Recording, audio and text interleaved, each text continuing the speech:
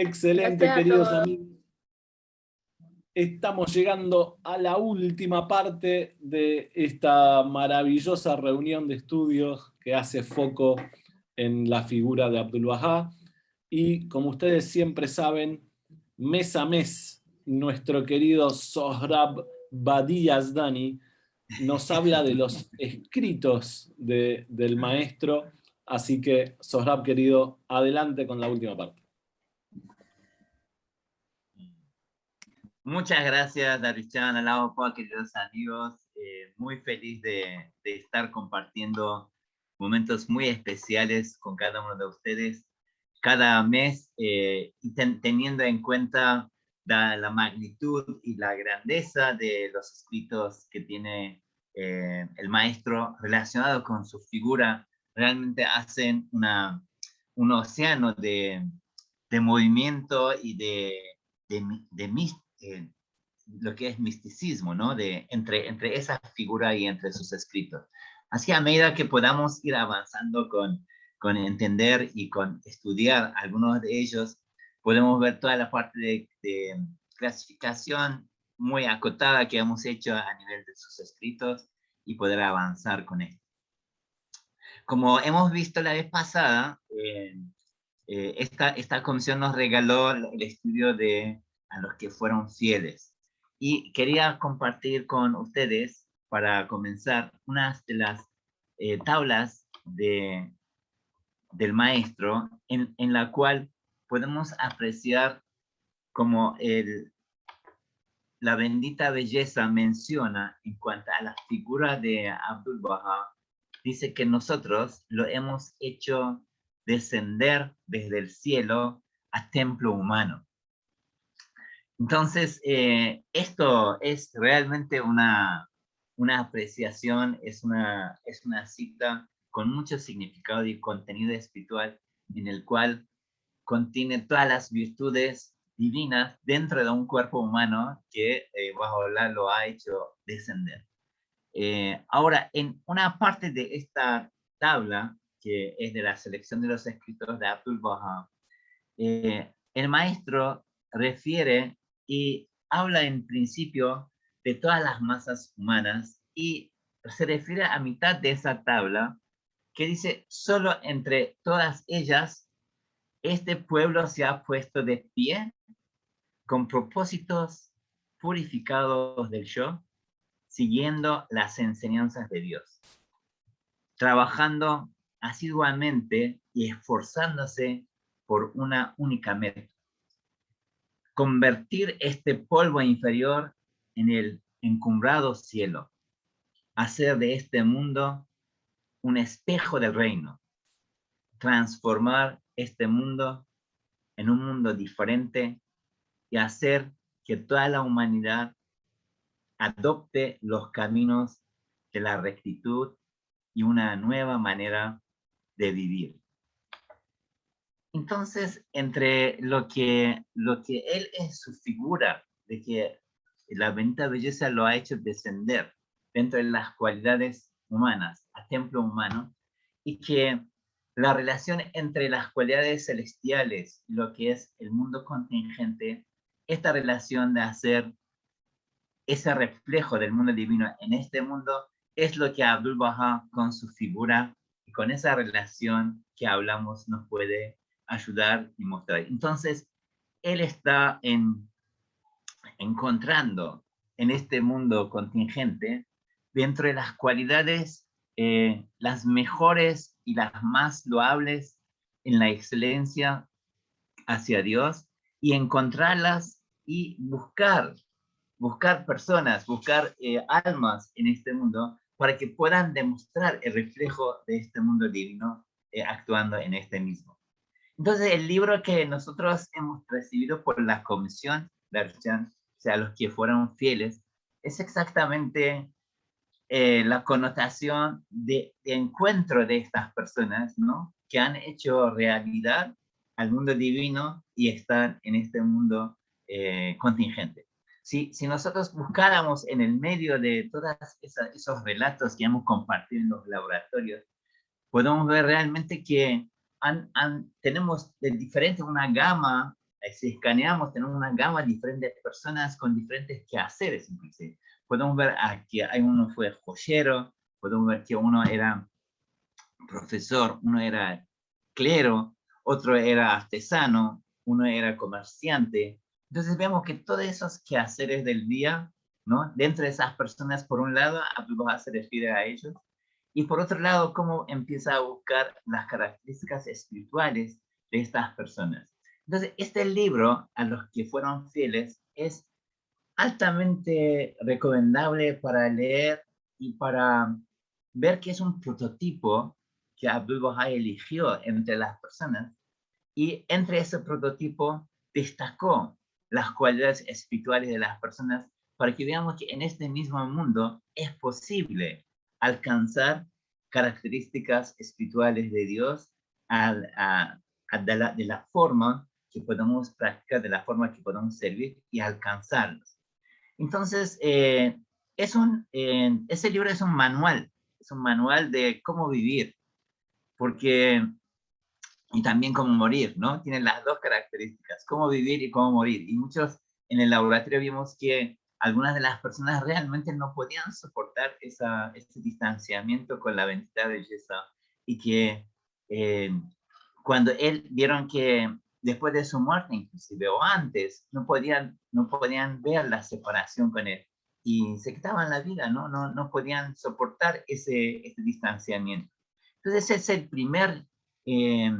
es la primera connotación que Abdu'l-Bahá hizo a través de esos relatos, a través de su pluma, de los primeros creyentes, inclusive los que fallecieron en su propia vida. O sea que él vio desde el inicio hasta el fallecimiento de ellos, vio toda su vida para poder reflejar esa vida para nosotros como ejemplos, para que podamos ver la semejanza del mundo espiritual en esas personas a través de sus cualidades. Ahora nos preguntamos muchas veces, ¿no? Esas cualidades que Leticia Jun con tanta belleza nos transmitió de Abdu'l-Bahá, ¿no? En cuanto a su forma. ¿Cuántas veces nosotros pensamos en escribir nuestra propia vida como memoria, ¿no? Y cuántas veces pensamos en escribir la vida en memoria de otras personas. Entonces vemos cómo fue Abdu'l-Bahá, ¿no? Para pensar que en su propia vida, cómo podía dedicar inclusive su tiempo, ¿no? Su precioso y tan escaso tiempo, cómo dedicar para que las personas que estaban alrededor de él puedan ser vistas, y pueden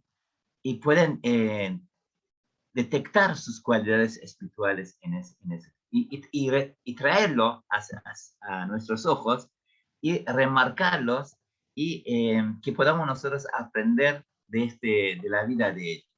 Entonces, por un lado vemos que inclusive podemos ver dentro de ese espacio de los libros, entre 70 relatos, podemos ver personas sumamente humildes, y podemos ver personas sumamente sabias, podemos ver personas realmente estudiosas, pero no, él escaneó todos, y muchos de ellos, ¿no? Quizás si Abdu'l-Bahá no escribía a los que fueron fieles su historia, quizás jamás nadie se acordaba de su vida el día de hoy, y estaban totalmente perdidos y totalmente olvidados. Entonces podemos ver cómo nosotros también podemos aprender de este ejemplo de Abdu'l-Bahá, que también podemos escribir también de la vida de otros que están alrededor nuestros como parte de la historia de la fe. Entonces también podemos ver el ojo Abdu'l-Bahá se ha puesto como un ojo observador para detectar esas cualidades espirituales y traerlo a nuestra presencia para poder aprender de ellos. O sea que es una predicción, inclusive, de Abdu'l-Bahá en cuanto a la raza humana, cómo debería ser, ¿no? Cómo debería ser a nivel de su crecimiento y su excelencia y desarrollo de sus capacidades espirituales para alcanzar y reflejar el mundo de Dios en este mismo mundo. Parte de eso es el amor tan atento que Abdu'l-Bahá ha tenido con toda la humanidad, con todos nosotros. Un amor activo, una escucha activa, como también Leticia contó, para poder acercarse más y conocer la historia de estas personas. Una actitud que podemos decir una actitud permanente, ¿no? De aprendizaje, una actitud permanente de estar cuidadosamente y estar preocupado de los demás. Y de eso retrotraerlos como una joya y enseñarnos cómo podrían ser esas personas, ¿no? Muchas veces inclusive los enemigos que estaban cerca de Abdul Baha, muchas veces decían que ellos no son bahá'ís, ¿no? Son enemigos de la fe, decían que no son bahá'ís, pero son Abdul Bahá'ís. O sea, que seguían a Abdul Bahá, el camino de Abdul Bahá, ¿no? Y ese es muy famoso de esos enemigos que no creían nada en los principios de la fe, pero eran realmente los fans, como podemos decir, de Abdul Bahá, que eran Abdul Bahá'ís, ¿no? Y de parte de este aprendizaje, yo quería compartir con ustedes la historia de uno de los,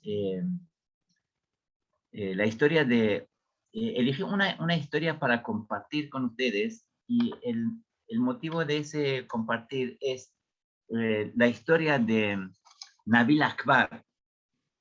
La historia de Nabil Akbar quería compartir con ustedes brevemente en unos 5 o 6 minutos.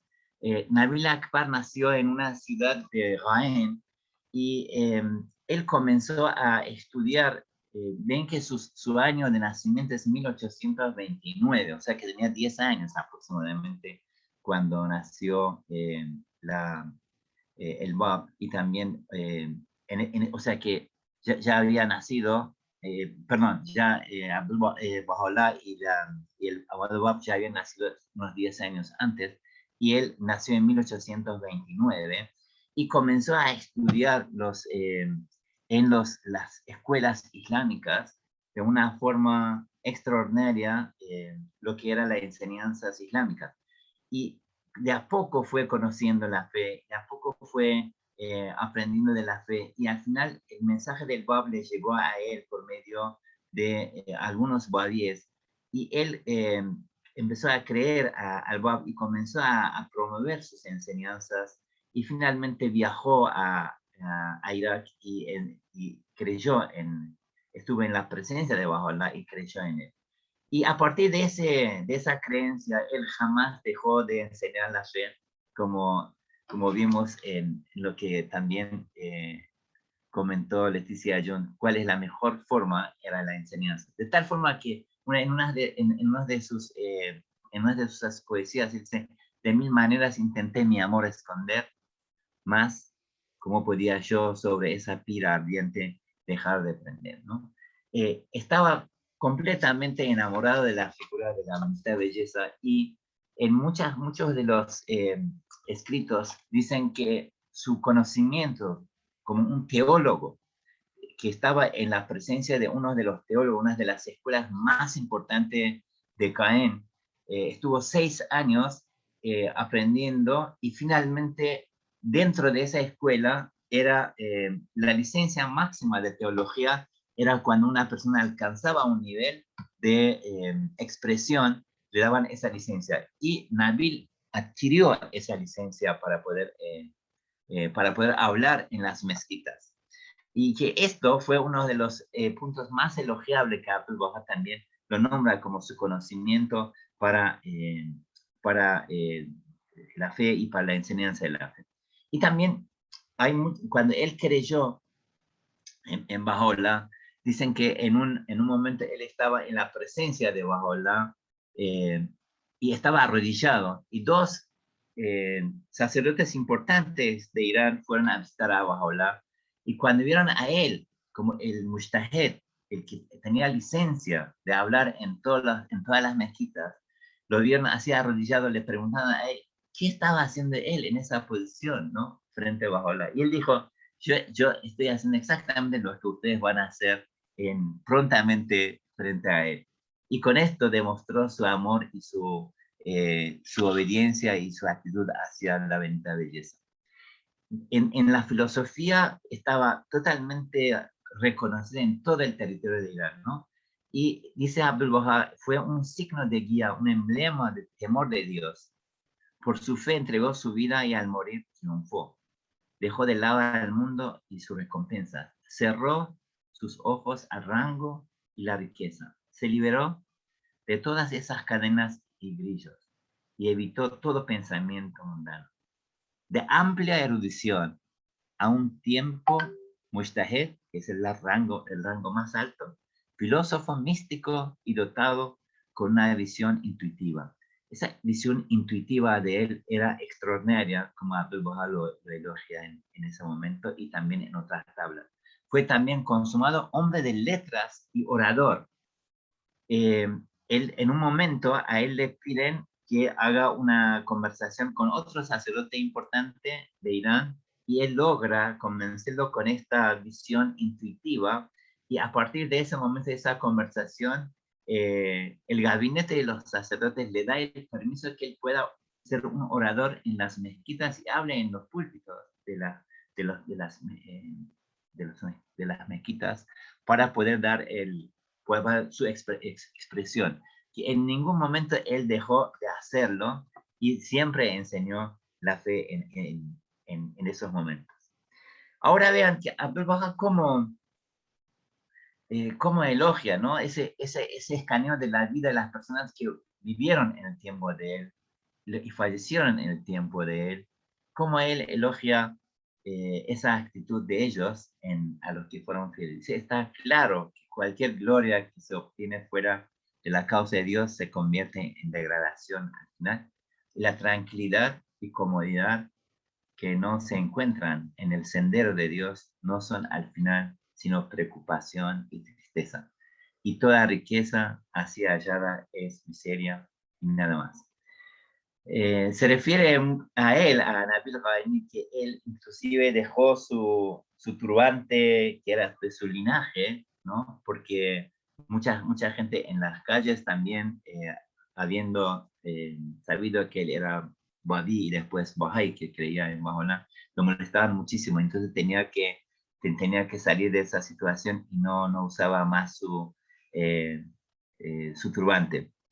Y también, otra parte, otra faceta, otra dimensión de los fieles es que Abdu'l-Bahá nos muestra también las personas que alcanzaron esa posición de desprendimiento, y muchos de ellos dieron su vida, muchos de ellos no aguantaron estar lejos, muchos de ellos dedicaron su vida con esta posición que en especial Nabil Qaini tenía, ¿no? Dejaron esa posición y no le importaba si eran mujtahid, si eran la licencia más alta en Persia para expresar en los lugares religiosos, en las escuelas religiosas. Ellos dejaron esto y finalmente partieron de una forma con humildad absoluta, ¿no? Y que Abdu'l-Bahá dice, al final una oración para él, se alabanza hacia Dios, al final se convirtió en recipiente de la gracia celestial. Entonces vean cómo él, su misericordia para él, cómo fluye. Sobre él sea la gloria de Dios, el todo glorioso. Que Dios derrame el resplandor del reino de Abba sobre su lugar de descanso. Que Dios les acoja en el paraíso de la reunión y le cobije para siempre en el reino de los rectos, sumergidos en un océano de luz. Entonces vemos cómo él tiene la recepción de esa misericordia, y una de las historias que a él lo destaca dentro de su expresión y poder de expresión y su sabiduría y su tacto en expresar y su conocimiento en las tradiciones y los versículos islámicos es que tenía tanto conocimiento que Abdu'l-Bahá dice que él cuando contestaba exactamente, cuando hablaba con los musulmanes, se refería exactamente a los versículos sagrados del Corán y daba la afirmación de la fe de acuerdo a esas citas a las personas. Entonces quedaban totalmente convencidas porque era la fuente misma de su creencia. Y también cuando hablaba con Sheikh, con las personas, con los seguidores de Sheikh Ahmad o Said Kazem, ¿no? Que habían quedado con la historia de la escuela anterior, usaba exactamente las frases y las palabras y de los libros, tanto de Said Kazem como Sheikh Ahmad, para expresar y para afirmar la verdadera fe que ellos tenían. Entonces, sobre él sabemos, y aquí le muestro algunos, él fue uno de los 19 discípulos o 19 apóstoles que el amado guardián identificó, y en esta foto están numeradas las personas y las almas están numeradas en esto, y que podemos ver el número 9 es Mullah Muhammad, que aquí el amado guardián lo dice erudito y firme exponente de la revelación Bahá'í. Y su título fue Nabil Akbar, él se llama Muhammad, y alfabéticamente el nombre Muhammad es equivalente a Nabil. Y le digo el Nabil Akbar, o sea, el gran Nabil, ¿no? Que, también en esa foto podemos ver a Badi, a Mirza Buzor, podemos ver a Badi, podemos ver al hermano de la bendita belleza Musa Kalim, podemos ver a uno de las historias que Greg comentó, de primo del Bab, también que fue el constructor de Mashraskar, de casa de adoración en Ashgabat, en Rusia, y también el resto podemos detectar muchos de ellos, algunos de ellos también están en el libro de a los que fueron fieles y podemos verlos allí en especial. Podemos ver a Haji Amin, que fue el fiduciario del tiempo de Baha'u'lláh, y fue a Nabil Zarandi, podemos ver el que escribió el número 12, Los rompedores del alba. Están entre ellos el señor Meshkin Kalam, que hablamos una vez pasada de su caligrafía, también está el número 15 en entre los 19 apóstoles de la bendita belleza. Y también cuando él falleció en sus últimos momentos, cuando él falleció, Abdul Baha le pide, él falleció en Bujará, y después Abdul Baha pidió a 9 personas de 9 Bahá'ís de Ashgabat, de Rusia, para que puedan hacer una tabla de visitación en nombre de Abdul Baha en su lugar de descanso. Abdul Baha le reveló una tabla para él, una tabla de visitación en nombre de Nabil Akbar, para que podamos leer también en su tumba. Y 20 años después le pidió a muchos, a su nieto, que estaba activo, fue Bahá'í, le pidió que si podían, junto con algunos Bahá'ís, trasladar su cuerpo a ese cementerio que estaba en Ashgabat. Entonces, vemos que Abdul Baha, como estaba con tanto amor, cuidaba de cada uno de ellos. Y una de las elecciones que yo hice para Nabil Akbar fue especialmente para que podamos ver detrás de cada una de esas figuras cómo podemos explorar más y ver cómo fue su vida y cómo fue su posición a nivel de servicio en la fe. Y en especial Nabil Akbar fue la persona que ustedes han visitado seguramente en la tabla de sabiduría o Hekmat, que está tablas que fueron reveladas después del recomienda que nosotros debemos leer esas tablas. Todas esas tablas están en el libro Tablas de Baha'u'lláh, que tenemos en español, y podemos ver una de esas tablas, es tabla de Hikmat, o tabla de sabiduría, que fue revelada por la bendita belleza a nombre de Nabil Akbar. Y esa tabla es, como él era un filósofo, un teólogo, Baha'u'lláh reveló sobre el motivo de la creación, y comienza la tabla. Esta es una epístola que el todo misericordia ha enviado desde el reino de la población. En verdad es un hálito de vida para quien habita en el reino de la creación. Y dice, glorificado sea el Señor de todos los mundos. En esta epístola se hace mención de aquel que magnifica el nombre de Dios, Naví, ¿no? Su Señor, y que ha sido llamado Naví en una importante tabla.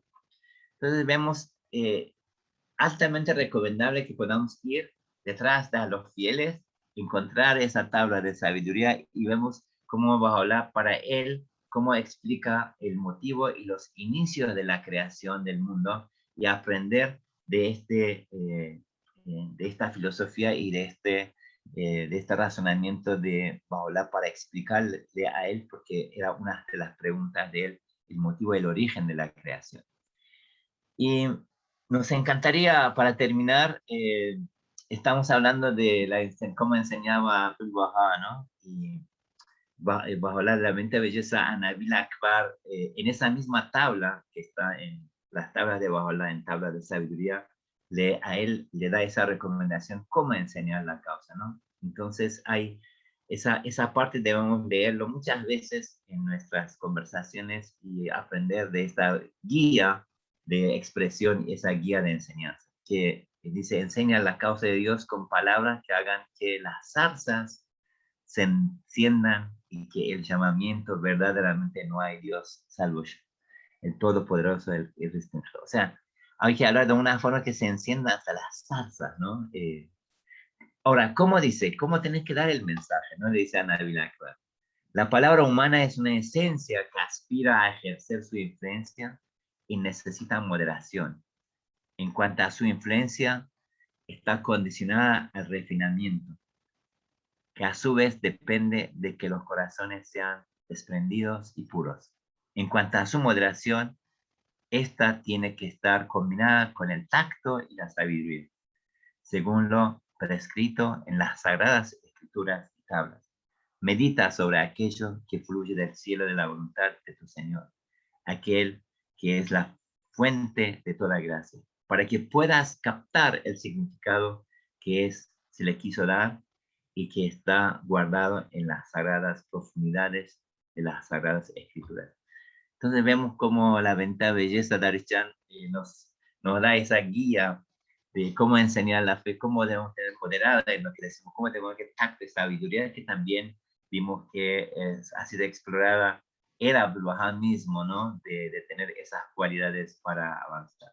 Así, queridos amigos, estamos muy felices. Muchas gracias por ese espacio. Yo sugeriría, ¿no? Con mucho amor, de que sigamos a los fieles cada día y podamos aprender de su historia, no quedarnos a los fieles, ir más allá detrás de eso y ver qué es lo que han hecho, como Miftah Taghi hizo en la casa de adoración, como Nabil Akbar fue un teólogo que a Baha'u'lláh le reveló la tabla de la sabiduría.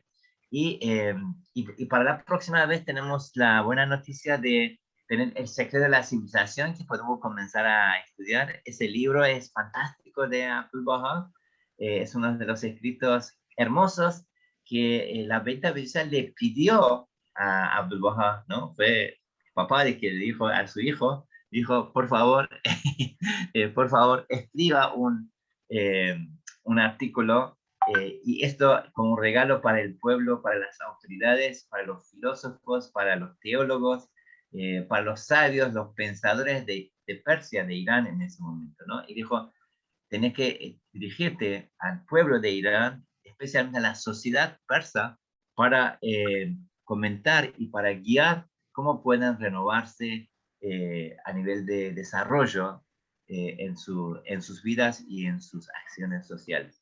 Entonces, Abdul Wahab escribió ese libro, esa comunicación o ese ensayo, ¿no? Para la sociedad persa, y ahí hay muchas enseñanzas para ver cómo una sociedad puede progresarse durante su entorno, que antes era un imperio con tanta profundidad y después estaba en ese punto más oscuro. Entonces Abdul Wahab da los razonamientos en ese libro para ver cómo puede crecer y cómo puede desarrollarse a partir de un punto importante, que es la extirpación de su prejuicio. Entonces, en ese libro es la llave, el password de ese crecimiento y de esa expansión es eliminar los prejuicios y estar en un punto más unido en toda la sociedad. Y ahí aplica los principios del desarrollo al resto del mundo desde esa perspectiva. Así que estamos invitados a todos los amigos para poder ojear y para poder explorar el sector de la civilización para la próxima vez. Muchísimas gracias. A la hora. Muy bien, muchísimas gracias, Sohrab Jun. Así que por última vez vamos a abrir nuestros micrófonos, darle un fuerte aplauso. Sohrab, gracias.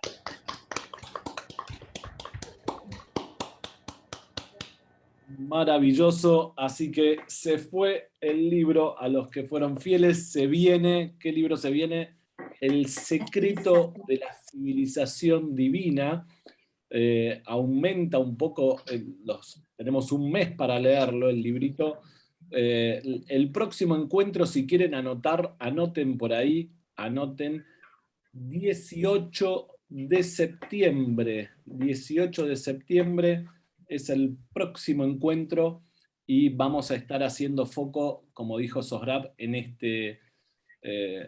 maravilloso texto que escribe Abdul Wahab a la sociedad, y yo me animaría a decir, ya anticipando algo, muy interesante comparar la sociedad persa de Irán en aquel entonces con la actual que tenemos en Argentina y en algunos países de Occidente. Y justamente ver qué dijo Abdul Wahab, qué cosas tenía que hacer la sociedad, el gobierno, para justamente ir hacia un desarrollo. Queridos amigos, muchísimas gracias a todos. La verdad fue un maravilloso encuentro, lo hemos disfrutado muchísimo. Dios mediante, estemos cada día más cerca del maestro. Se acerca poco a poco su centenario, el centenario de su fallecimiento. Sin duda va a haber cambios increíbles en el mundo. Estamos deseando, junto con la Casa de Justicia, que representantes bahá'ís de todo el mundo viajen a Haifa, Dios mediante, para rendir tributo al maestro, así que se vienen meses muy, pero muy hermosos por delante. Queridos amigos, Allahu Akbar, muy buenas noches a todos.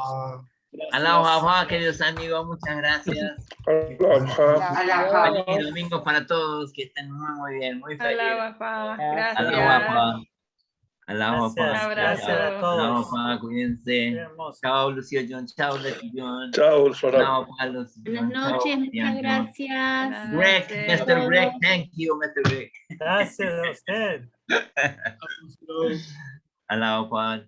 Chao, Arminda. Chao, José. Muy, muy, muy buenas noches. Chau, chau, chau.